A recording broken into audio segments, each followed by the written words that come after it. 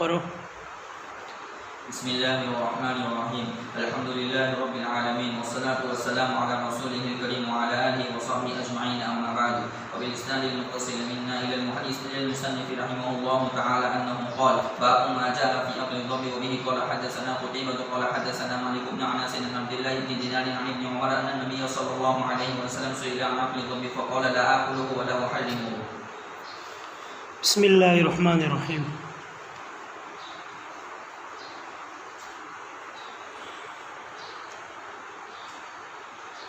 باب ما جاء فی اکل الضب، یہ باب ہے ان روایتوں کے بیان میں جو اکل الضب کے سلسلے میں وارد ہیں۔ الضب ضبن کے معنی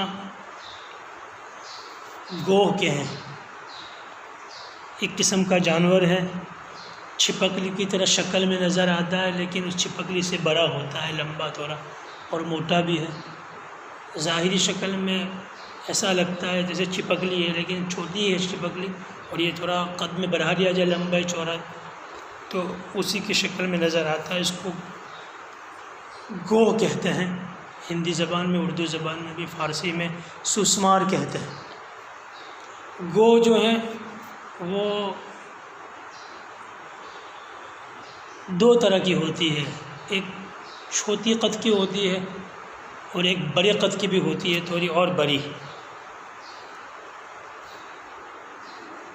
چھوٹی جو ہے وہ زہریلی ہوتی ہے، وہ کاٹ لیتی ہے، بڑی جو ہے وہ کاٹتی نہیں ہے اور مضر نہیں ہوتی، زہریلی نہیں ہوتی۔ ہمارے گجراتی میں ایک کو چندن گو کہتے ہیں اور ایک کو پاٹلا گو کہتے ہیں۔ گجراتی میں اس گو کو گوئی بولتے ہیں، بڑے گاف کے ساتھ گوئی، اور وہ بڑی لمبی ہوتی ہے، وہ پاتلا ہوتی ہے، اور آدیواسی لوگ اس کے بہت شوقین ہوتے ہیں کھانے کے۔ اس لیے گجراتی میں ایک مثل مشہور ہے کہ گوئی مروانی ڈھائی ڈبر والے جائے، یعنی کوئی آدمی اس طرح کا کام کرے کہ جو اس کے لیے خود مصیبت لانے والا ہو، اپنے آپ سے ایسے کام میں مشغول ہو جو اس پر مصیبت لاوے، تو یا جانتے بوجھتے ایسے مصیبت لانے والے کام میں مشغولی اختیار کرے اور پھر مصیبت میں پڑ جائے تو ایسا کہتے ہیں اس وقت کہ گوئی مروانی تھے دوبارہ والے گئے۔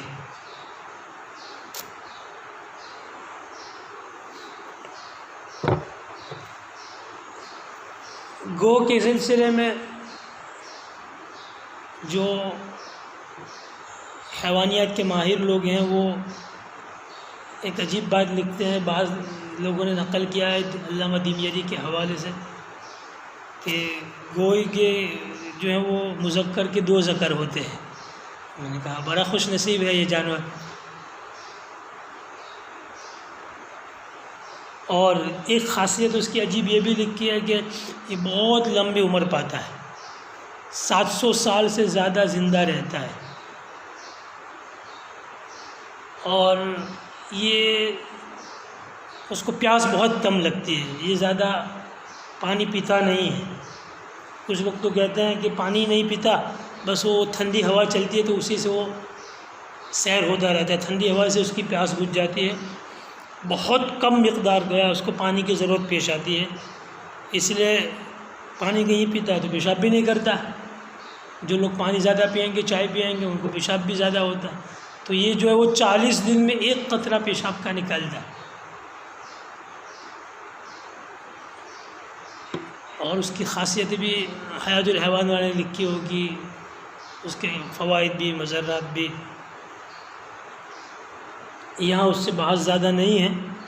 یہاں بحث جو ہے وہ ابواب الاطعمہ میں یہاں وارد کرنے سے، باب کے تحت لانے سے، روایت لا کر امام ترمذی تو فقط اس کی علت اور حرمت سے بحث کرنا چاہتے ہیں۔ معقولات اور مشروبات کا بیان ہے، کیا چیزیں کھانا حلال ہے، کیا چیزیں حرام ہیں۔ جیسے اس سے پہلے اکل ارنب کا باب گزرا خرگوش کے کھانے کے سلسلے میں، اور یہ دوسرا باب ہے معقولات کا، اور یہ ہے گوہ کے کھانے کے بارے میں۔ گوہ کے سلسلے میں امام ترمذی نے بھی روایت نقل کرنے کے بعد علماء کا اختلاف نقل کیا ہے۔ جیسے ترمذی کا اپنی جامع میں یہ اسلوب ہے کہ وہ اختلاف ائمہ کی طرف بھی اشارہ کرتے ہیں۔ یہاں بھی امام ترمذی نے وقد اختلف اہل العلم فی اکل الضب کہہ کر اختلاف کی طرف اشارہ کیا ہے۔ کہ گو کے سلسلے میں اختلاف ہے اہل علم کا، حضرت صحابہ کرام کے درمیان بھی اختلاف رہا، تابعین میں بھی اختلاف رہا، بہت سارے حضرات تو اس کی حلت کے قائل ہیں۔ ائمہ مجتہدین جو ہمارے ہیں ان میں بھی ائمہ ثلاثہ جمہور جو ہیں، امام مالک رحمۃ اللہ علیہ بھی، امام احمد، امام شافعی، اسحاق ابن راہوی اور دیگر بہت سارے تابعین جو ہیں وہ گو کے حلت کے قائل ہیں کہ گو کھانا حلال ہے، جائز ہے۔ امام اعظم ابو حنیفہ اور صاحبین رحمۃ اللہ علیہ جو ائمہ احناف ہیں ہمارے، وہ اس کے عدم حلت کے قائل ہیں۔ انور شاہ کشمیری رحمۃ اللہ علیہ فرماتے ہیں کہ احناف میں پھر اس کے ممانعت کے سلسلے میں بھی اختلاف ہے کہ یہ ممنوع ہے تو کس درجے کا ہے، مکروہ ہے تنزیہی ہے یا مکروہ تحریمی ہے۔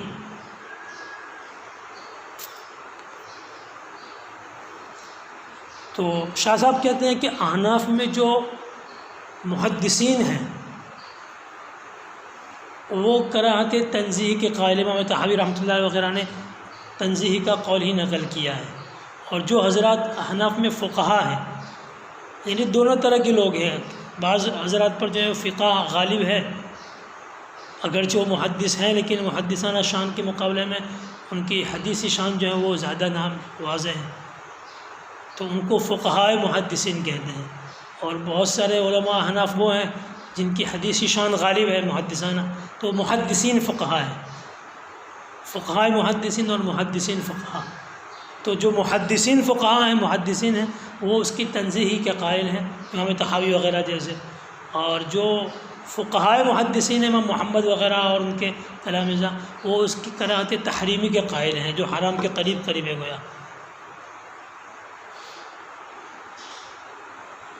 امام ترمذی رحمۃ اللہ علیہ نے باب کے تحت روایت ذکر جو کی ہے وہ حلت والوں ہی کی دلیل ہے، اس سے امام ترمذی کا رجحان بھی اسی طرف معلوم ہوتا ہے کہ وہ بھی حلت کے قائل ہیں، جیسے ائمہ ثلاثہ مالک، شافعی، احمد وغیرہ قائل ہیں۔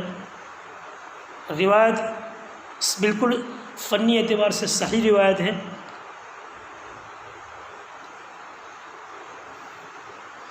عبداللہ بن عمر رضی اللہ عنہ کی روایت ہے، وبه قال حدثنا قتيبة قال حدثنا مالك بن أنس عن عبد الله بن دينار عن ابن عمر رضي الله عنهم أن النبي صلى الله عليه وسلم سئل عن أكل الضب فقال لا آكله ولا أحرمه۔ عبداللہ بن عمر رضی اللہ عنہ سے روایت ہے کہ نبی اکرم صلی اللہ علیہ وسلم سے پوچھا گیا گوہ کے کھانے کے بارے میں، فقال، تو آپ علیہ الصلوۃ والسلام نے ارشاد فرمایا، لا آكله ولا أحرمه، میں اس کو کھاتا نہیں ہوں اور میں اس کو حرام بھی قرار نہیں دیتا۔ روایت اپنے رجال کے اعتبار سے بالکل صحیح ہے سندن، اور ائمہ ثلاثہ نے اسی کو مستدل بنایا اور اس سے ثابت کیا کہ دیکھو نبی اکرم صلی اللہ علیہ وسلم نے یہ فرمایا ولا احرمہ، میں اس کے کھانے کو حرام قرار نہیں دیتا، معلوم ہوا کہ گو حلال ہے۔ اور بھی ایک روایت مسلم شریف میں ہے، بلکہ بخاری شریف میں بھی ہوگی، متفق علیہ روایت ہی ہے۔ عبداللہ بن عباس رضی اللہ عنہ روایت کرتے ہیں حضرت خالد بن ولید سے، یہ بھی مستدل ہے ائمہ ثلاثہ کا۔ خالد بن ولید سے روایت کرتے ہیں کہ خالد بن ولید رضی اللہ تعالیٰ عنہ عبداللہ بن عباس کے خالہ زاد بھائی ہیں، یعنی حضرت خالد کی والدہ اور عبداللہ بن عباس کی والدہ دونوں بہنیں ہیں، اور تیسری بہن حضرت میمونہ ام المومنین ہے جو نبی اکرم صلی اللہ علیہ وسلم کے عقد میں ہے، تو گیا حضور کے نکاح میں بھی ان کی خالہ تھی ایک تیسری۔ تو عبداللہ بن عباس حضرت خالد سے نقل کرتے ہیں کہ ان کی ایک خالہ تھی ام حفید، وہ نجد سے آئی تھی تو گوہ لے کر آئی تھی بنی ہوئی، تو نبی اکرم صلی اللہ علیہ وسلم کے گھر میں حضور کے دسترخوان پر گوہ رکھی گئی، ان کی خالہ نجد سے لائی تھی، حضرت خالد بھی دسترخوان پر تھی، ابن عباس وغیرہ، تو نبی اکرم صلی اللہ علیہ وسلم نے اپنے ہاتھ سے اس کو اپنی طرف کھینچا یا اپنی طرف سامنے کیا کھانے کے ارادے سے، تو بعض عورتوں نے گھر میں سے شاید ام المومنین حضرت میمونہ رضی اللہ تعالیٰ عنہ نے یا اور کسی نے یہ آواز دی کہ دیکھو رسول اللہ صلی اللہ علیہ وسلم کو اطلاع کر دیا کرو، خبر دو، بتلا دیا کرو کہ کھانے کی کیا چیز ہے رکھی ہوئی، یہ جو رکھا ہے وہ آپ کے علم میں ہونا چاہیے کہ یہ کون سے جانور ہے، یہ گوشت کس کا ہے۔ تو پوچھا گیا تو حاضرین نے کہا کہ یا رسول اللہ یہ ضب ہے، گو ہے، تو حضور نے اپنا ہاتھ اٹھا لیا۔ تو حضرت خالد کہتے ہیں میں نے پوچھا حرام ہو، یہ حرام ہے یا رسول اللہ؟ تو حضور نے کہا کہ نہیں، لیکن لیست بارض قومی، میری قبیلے اور میری قوم کی زمین میں یعنی ہمارے علاقے میں نہیں پائی جاتی ہے۔ فإنی اجدنی اعافی، تو میں اپنے آپ کو پاتا ہوں کہ مجھے اس سے تھوڑی گھن لگتی ہے۔ محمد ہے، آواز نہیں آ رہی ہوگی ان کو۔ جی وعلیکم السلام ورحمۃ اللہ۔ جی سب ساتھیوں کا میسج آ رہا ہے کہ سبق بند ہو گیا ہے، آواز نہیں آ رہی ہے۔ آواز نہیں آ رہی ہے اس لیے کہ وہ ایئر فون میں نہیں لا پایا، میں ایئر فون جو ہے وہ گھر سے نہیں لا پایا، اور فون جو کتاب پر رکھا ہوا ہے تو ایک بارش تک کا فاصلہ ہے میرے منہ اور فون کے درمیان، اور میری آواز کمزور ہے، اتنی اعلیٰ نہیں ہے۔ ایئر فون میں گھر پہ بھول گیا، اس لیے آج کے دن کے لیے جو ہے وہ تھوڑا ایسا ہی رہے گا۔ اب میں بول رہا ہوں، آواز آ رہی ہے؟ جی یہاں پر آواز آ رہی ہے، سبق میں آواز بالکل ہی بند ہو گئی۔ تو میں اپنی جیب میں رکھ دیتا ہوں الٹا، شاید اس میں آواز آ جائے، اور آواز آئے تو پھر صرف میسج کر دینا کہ ہاں آواز آ رہی ہے۔ جی جی ٹھیک ہے، اب دوبارہ فون مت کریو ابھی۔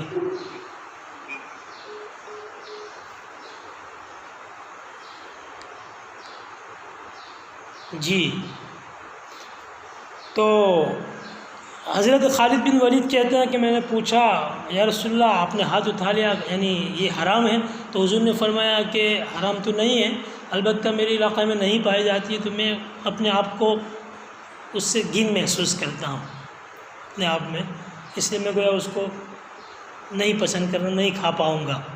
تو اس میں بھی ائمہ ثلاثہ کہتے ہیں کہ اگر حرام ہی ہوتی مطلقاً تو پھر ہاں، تو اس روایت میں آگے حضرت خالد کہتے ہیں فاحتززتہ یا فاجتررتہ، میں نے پھر اس کو اپنی طرف کھینچ لیا اور واکل، اور میں کھانے لگا، وہ رسول اللہ صلی اللہ علیہ وسلم ینظر، اور حضور برابر مجھے دیکھے جا رہے تھے کہ میں ٹیسٹ لے کر کھا رہا ہوں۔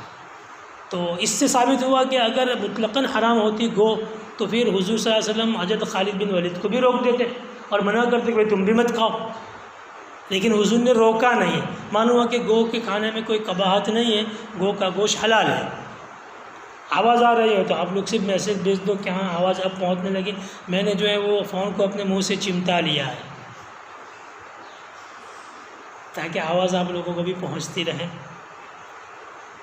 تو اگر پہنچ جائے تو مجھے پتہ چل جائے کہ ہاں آواز نہیں پہنچ رہی ہے تو میسج کرو کہ بھائی نہیں پہنچ رہے، کیونکہ فون کو میں اپنے منہ میں اتار دوں۔ جی تو یہ روایت بھی اس پر دلالت کرتی ہے کہ گو کے کھانے میں کوئی قباحت نہیں ہے، گو کا گوشت حلال ہے۔ حضرات احناف جو ہیں، جو گو کی حرمت کے قائل ہیں، مکروہ تنزیہی ہیں یا مکروہ تحریمی ہیں، راجح قول احناف کا مکروہ تحریمی ہی کا ہے۔ ان لوگوں کے مستدلات میں ایک روایت ابو داؤد شریف کی ہے، عبد الرحمن ابن شبل رضی اللہ تعالیٰ عنہ کی، اور وہ بالکل صراحتاً ہے کہ نبی اکرم صلی اللہ علیہ وسلم نے گو کھانے سے منع فرمایا۔ نہى نبی صلی اللہ علیہ وسلم عن اکل الذبح، اکل الذبح، گو کا گوشت کھانے سے حضور نے نہا، روک دیا، منع فرمایا۔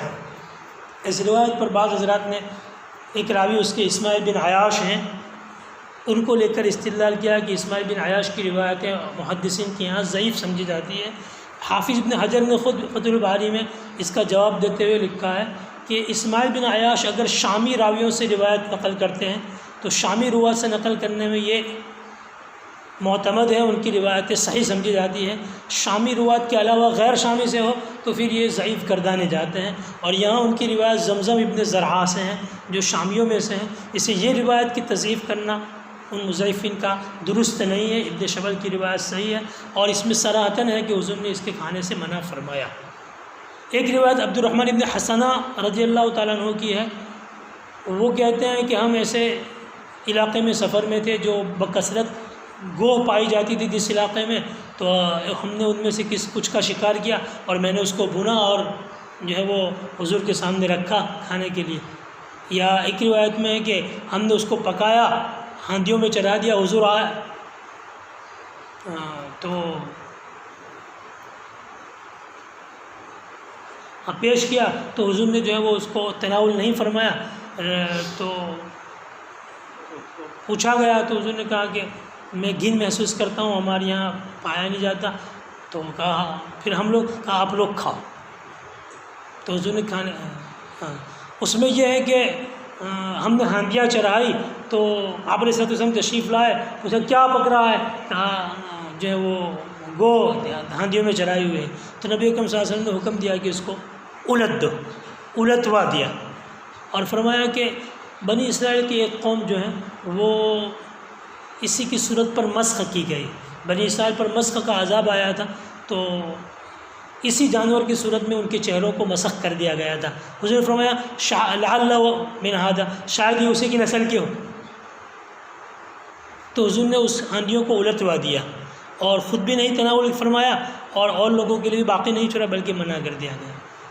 امام محمد رحمۃ اللہ علیہ نے موطا محمد میں روایت نقل کی حضرت عائشہ رضی اللہ تعالیٰ عنہ کی. حضرت عائشہ فرماتی ہے کہ نبی اکرم صلی اللہ علیہ وسلم کو ہدیہ میں گو پیش کی گئی، کسی نے بھیجی حضور کے لیے، میں نے اس کو رکھ دیا. نبی اکرم صلی اللہ علیہ وسلم حاضر ہوئے، تشریف لائے تو میں نے پیش کیا، حضور نے جو ہے وہ اس کو منع کر دیا اور تو میں نے بھی نہیں کھایا. پھر تھوڑی دیر کے بعد کوئی سائل آیا دروازے پر تو میں نے چاہا کہ وہ گو اس سائل کو حوالے کر دو، تو میں اس کو دینے لگی تو حضور نے فرمایا اتطعمینہ ما لا تاکلین، تم سائل کو ایسی چیز کھلاؤ گے جو تم خود نہیں کھاتی ہو، یعنی دینے سے بھی منع فرمایا. اس سے بھی احناف کہتے ہیں کہ گویا صحیح نہیں ہے، مکروہ ہے، ممنوع ہے. جیسے کہ حضور نے حضرت عائشہ کو بھی خود نہیں پایا، حضرت عائشہ کو منع کیا اور سائل کو دینے سے بھی منع فرمایا. اگر اس کی علت ہوتی اور اجازت ہوتی تو حضور سائل کو دینے سے منع نہ فرماتے. دونوں قسم کی گویا روایتیں ہیں، جو باب کی روایتیں ہیں اور اس کے علاوہ جو روایتیں ہیں وہ علت پر دلالت کرتی ہے، اور یہ روایتیں ہیں جو اس کی ممانعات پر دلالت کرتی ہے. حافظ ابن حجر اور ائمہ ثلاثہ وغیرہ کی طرف سے ابن حجر نے ان میں تطبیق پیش کرتے ہوئے یوں تطبیق دیا کہ نبی اکرم صلی اللہ علیہ وسلم نے جو ہے وہ گو کے کھانے سے پہلے شروع میں گھن محسوس فرمائی اور روکا سب لوگوں کو. کوئی حلت حرمت والی ممانعت والی روایتیں وہ کہتے ہیں مقدم ہیں، پہلے ہیں. حضور نے جو ہے وہ یہ شبہ ہوا حضور کو کہ بنی اسرائیل کی قوم اسی پر مسخ ہوئی ہے تو ممسوخ جانور پر مسخ ہوا اور شاید یہ اسی کی نسل کا ہو، اس لیے حضور اس کے کھانے سے رکے رہے اور روکتے رہے. لیکن بعد میں چل کر جب حضور پر یہ بات واضح ہو گئی کہ جو کسی جانور کی صورت پر مسخ ہوتا ہے تو وہ نسل باقی نہیں رہتی ہے، لہذا یہ شبہ ختم ہو گیا کہ یہ گو بھی اسی نسل کی ہو، مسخ جانور کی. تو پھر حضور نے جو ہے وہ اس کے کھانے کی اجازت عطا فرمائی لوگوں کے لیے. گویا حلت والی روایتیں مؤخر ہیں اور حرمت والی ممانعت والی روایتیں گویا حلت والی روایتوں کے ذریعے منسوخ ہو جاتی ہیں. اور خود نہیں حضور نے فرمایا تو اس کی وجہ جو ہے وہ آپ کی اپنی طبعی کراہت ہے، کراہت طبعی ہے.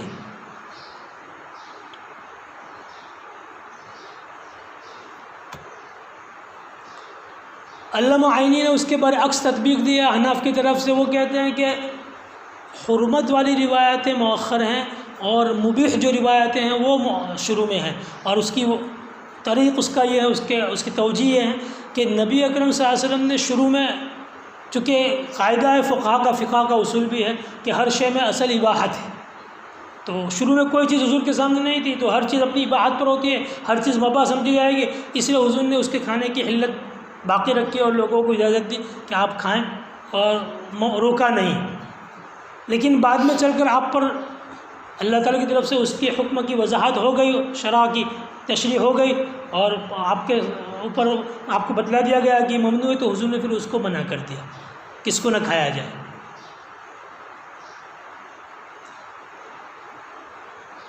اور شاہ ولی اللہ فرماتے ہیں کہ مسخ شدہ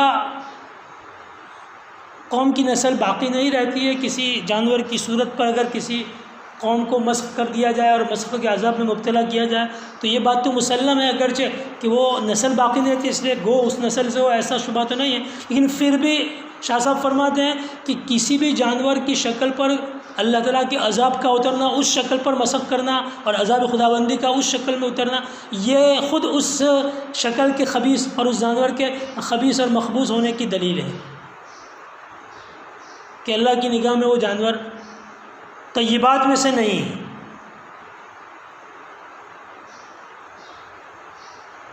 تو کسی جانور کی شکل پر مسخ ہونا، اگرچہ مسخ شدہ نسل باقی نہ رہے، لیکن یہ اس بات کی دلیل بہرحال ہے کہ وہ جانور جو ہیں وہ طیب میں سے نہیں ہیں، خبائث میں سے ہیں۔ اور شریعت کا اصول اللہ نے بیان کر دیا، یحل لهم الطیبات ویحرم علیہم الخبائث، اللہ طیب ہی کو حلال کرتا ہے بندوں کے لیے اور خبائث کو حرام کر دیتا ہے۔ معلوم ہے کہ یہ بھی خبائث میں سے ہیں، لہذا اس کی حلت کی اجازت اور اس کے کھانے کی اجازت نہیں ہو سکتی ہے، مباح نہیں ہو سکتا۔ اور ویسے بھی جب روایتیں دونوں طرح کی ہیں تو فقہا کا اصول ہے کہ مبیح اور محرم دونوں دلیل جمع ہو جائیں تو احتیاطاً حرمت کو ترجیح دی جاتی ہے، اسے کہ حلال ہو اور حرام دونوں میں شبہ، دونوں دلیلیں پیدا ہو جائیں۔ تو اگر حلال کر دیا جائے، ممکن ہے کہ حرام ہو تو حلال سمجھ کر کھانے میں پریشانی ہو جائے گی، دقت ہو جائے گی، حرام کا ارتکاب لازم آئے گا۔ لیکن حلال کے مقابلے میں حرام والی روایت کو راجع کر کے چھوڑ دیا جائے تو اگر حقیقت میں وہ حلال بھی ہے اور نہ استعمال کیا گیا، حرام سمجھ کر چھوڑ دیا گیا تو کوئی نقصان نہیں ہے۔ حلال کو چھوڑ دینے میں کوئی نقصان نہیں ہے، حلال سمجھا جائے لیکن نہ کھایا جائے، اور حرام کو استعمال کرنے میں نقصان ہے، گناہ ہے۔ اس کے ہر حلال کو کھانا ضروری نہیں ہے، لیکن ہر حرام سے بچنا ضروری ہے۔ اس لیے بھی احناف نے جو ہے وہ مبیح کے مقابلے میں محرم روایتوں کو ترجیح دی ہے، اور گو کہ وہ حرمت اور ممانعت کے قائل ہیں۔ اور ہمارے فقہا یہ بھی کہتے ہیں کہ حجۃ الوداع کے خطبے میں یا اس موقع پر نبی اکرم صلی اللہ علیہ وسلم نے اصولی بات فرمائی تھی، حشرات الارض سب کو منع کر دیا گیا تھا۔ حشرات الارض زمین کے کیڑے مکوڑے، اس نسل کے اس نوعیت کے جتنے بھی جانور اور حیوان ہو جن کو حشرات الارض کہتے ہیں، وہ خبائث میں ہے، وہ ممنوع ہے۔ گو کی شکل اگر دیکھی جائے تو یہ بھی حشرات الارض ہی میں سے ہیں۔ یہ شکلاً صورتاً جو ہے وہ چھپکلی کی طرح ہی نظر آتا ہے، قد میں تھوڑا بڑا ہے چھپکلی سے، لیکن ہے یہ سانپ بچھو اور چھپکلی کی طرح دکھتا ہے، ڈراؤنی شکل بھی ہے اس کی۔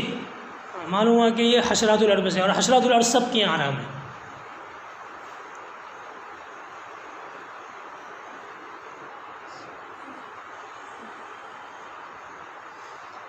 تو عبداللہ بن عمر رضی اللہ عنہما کی روایت ہے، پوچھا گیا، وہ فرماتے کہ نبی اکرم صلی اللہ علیہ وسلم سے گوہ کے کھانے کے سلسلے میں پوچھا گیا تو نبی اکرم صلی اللہ علیہ وسلم نے فرمایا لا آکلوا ولا احرمہ۔ حضرت گنگوئی فرماتے ہیں کہ حضور کا نہ کھانا یہ گھن کی وجہ سے ہے۔ یہ قرآن نے ضابطہ تو بیان کر دیا محرم اور خبائث اور طیبات کا، کہ طیب کو اللہ حلال کر دیتا ہے اور خبائث کو حرام کر دیتا ہے، لیکن اب طیب کون ہے اور خبیث کون ہے اشیاء میں سے دنیا کی، تو اس کے لیے کوئی معیار ہوگا کہ جس پر جانچا جائے کہ یہ خبائث میں سے ہیں، یہ طیب میں سے، یہ حلال ہے۔ تو اس سلسلے میں حافظ ابن حجر نے بھی بحث کی ہے فتح الباری میں کہ فقہا ائمہ ثلاثہ نے اس سلسلے میں جو ہے وہ عربوں کے ذوق کا اعتبار کیا اور احناف نے ذوق نبوت کا اعتبار کیا، چونکہ اہل عرب میں گو کا رواج عام تھا۔ امام شافعی جو ہیں وہ اس کی علت کے قائل ہوئے، اس کی وجہ انہوں نے یہ بھی لکھی ہے کہ میں نے دیکھا کہ صفا مروہ کے درمیان بازار لگتے ہیں اور اس میں خوب گو بکتی ہے، لوگ خرید کر لے جا رہے ہیں، عربوں میں اس کا رواج عام ہے کھانے کا، لوگ کھاتے تھے۔ تو خبائث اور طیب کون ہے، تو اس سلسلے میں جو ایک معیار بنایا تو فقہاء ثلاثہ ائمہ ثلاثہ کے سامنے عربوں کا ذوق انہوں نے اعتبار کیا، تو عربوں کے ذوق کا اعتبار کرتے ہوئے انہوں نے گو کے حلت کو قرار دیا کہ حلال ہے، اور احناف ذوق نبوی کا اعتبار کرتے ہیں۔ نبی اکرم صلی اللہ علیہ وسلم نے اس سے گھن محسوس کی کہ وہ عافی، کہ مجھے اس سے گھن آتی ہے۔ جب نبوت کو گھن آ رہی ہے مانو کہ وہ چیز ٹھیک نہیں، ایک تو گھن آنا ہے اور ایک ہے طبعی ناپسندیدگی، کراہت طبعی، وہ حرمت کی دلیل نہیں ہے۔ خرگوش کے سلسلے میں حضور نے تناول نہیں فرمایا تو وہ طبعی کراہت تھی، آدمی کی طبیعت میں کوئی چیز جو ہے وہ آمدہ نہیں ہوتی وہ تو، لیکن گھن اس سے بڑھ کر ہوتی ہے ایک چیز، آدمی کا ذوق گھن محسوس کرے۔ تو احناف کہتے ہیں کہ ذوق نبوت کا اعتبار کیا جائے، عربوں کا اعتبار نہ کیا جائے، جیسے کہ اسلام فقط عربوں کے لیے نہیں ہے، سارے انسانوں کے لیے ہے. اسے نبوت کے ذوق کا اعتبار ہوگا. نبوت کا ذوق جو اس سے جو ثابت ہوگا وہی معتبر مانا جائے. تو حضور نے گن محسوس کی معلوم ہے کہ یہ کھانے کے قابل جانور نہیں ہے، اس لیے حنف کہتے ہیں کہ یہ ممنوع رہے گا. لا آکل ولا احرم. وفی الباب، اور باب میں عن عمر و ابی سعید و ابن عباس و ثابت ابن ودیع و جابر و عبد الرحمن ابن حسنہ، ان حضرات صحابہ سے بھی روایت ہیں ذب کے سلسلے کی. هذا حدیث حسن صحیح. وقد اختلف اہل العلم فی اکل الذب. اہل علم اور تابعین اور اہل علم کا اختلاف ہے گوہ کے کھانے کے سلسلے میں. فرخص فی بعض اہل العلم من اصحاب النبی صلی اللہ علیہ وسلم وغیرہم. صحابہ کے نبی اکرم صلی اللہ علیہ وسلم کے صحابہ اور ان کے علاوہ تابعین میں سے بھی بہت سے لوگوں نے، بعض لوگوں نے جو ہے وہ اس کی اجازت دی ہے، رخصت دی ہے. وَكَرِهَهُ بَعْضُهُمْ، اور دوسرے بعض حضرات اس کو ناپسند کرتے ہیں، مکروہ گردانتے ہیں. وَيُرْوَى عَنِ ابن عباس، ایک دوسری روایت جو ابن عباس کی ہے میں نے پیش کی تھی مسلم کے حوالے سے، اس کی طرف اشارہ کر رہے ہیں. اور عبداللہ بن عباس سے بھی روایت کیا جاتا ہے کہ انہ قال، آپ نے فرمایا اکل الذب علی مائدۃ رسول اللہ صلی اللہ علیہ وسلم، کہ گو کا گوشت حضور کے دسترخوان پر کھایا گیا ہے. حضور نے تو نہیں کھایا لیکن کھایا گیا آپ کے سامنے. یہ بھی گویا علت کی دلیل ہوئی. وَإِنَّمَا تَرَكَهُ رسول اللہ صلی اللہ علیہ وسلم، تو سوال ہے کہ پھر حضور نے نہیں کہا تقذراً، حضور نے اس کو اپنے کراہت طبیعی کی وجہ سے ناپسند کیا. نا کہتے ہیں کہ کراہت طبیعی سے بڑھ کر ہے، ایک استقذار ہے، گن محسوس کرنا ہے، جو حرمت اور ممانعت کے لیے جو ہے مؤید ہے. جی